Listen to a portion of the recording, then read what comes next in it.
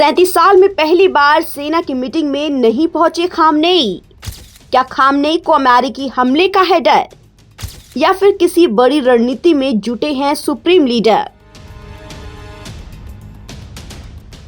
Iran पर अमेरिकी दबाव के बीच देश के सर्वोच्च नेता अयातुल्ला अली खामेनेई को लेकर एक ऐसी खबर सामने आई है जिसे कई तरह के सवाल खड़े हो रहे हैं।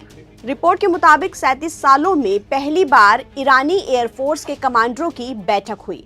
एयरफोर्स के कमांडरों की बैठक ईरान में हर साल होती है, जो इस्लामिक राष्ट्र के प्रति उनकी वफादारी दिखाने का एक अहम हिस्सा होता है।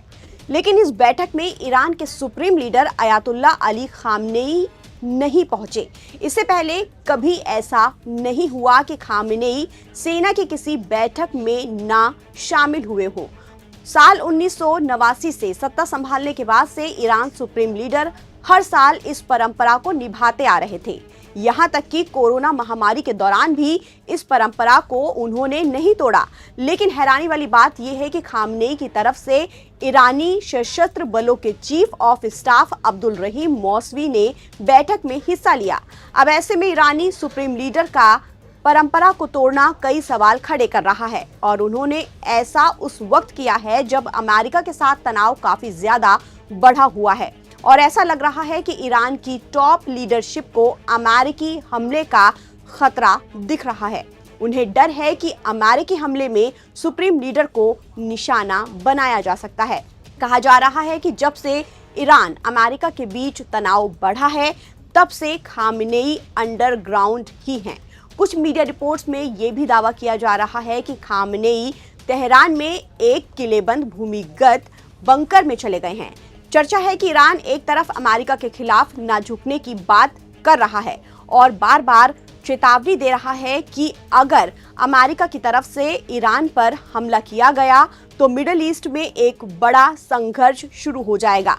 उन्होंने कहा कि अगर अमेरिका इस बार युद्ध शुरू करता है तो पूरे क्षेत्र में युद्ध फैल जाएगा। लेकिन कहीं ना कहीं ईरानी अधिकारियों को जून 2025 जैसे हमले का डर भी सता रहा है।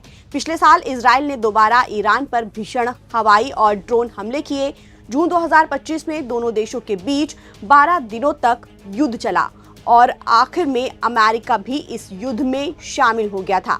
अमेरिका ने ईरान पर हमला कर कई बड़े अधिकारियों को सीधा निशाना बनाया और देश के परमाणु कार्यक्रमों को भी बंकर बस्टर गिराकर बर्बाद कर दिया था।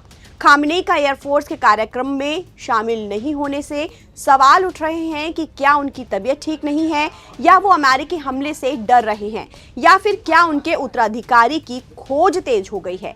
कुछ रणनीतिक एक्सपर्ट्स का मानना है कि हो सकता है कि ईरान का नेतृत्व खामेनेई ताकत दिखाने के बजाय रणनीतिक सावधानी को प्राथमिकता दे रहा है। फिलहाल एयरफोर्स के कमांडरों की मीटिंग से खामेनेई की गैर मौजूदगी हर किसी को हैरान कर रही है। ताज़ा अपडेट के लिए आप बने रहिए नवभारत टाइम्स के साथ।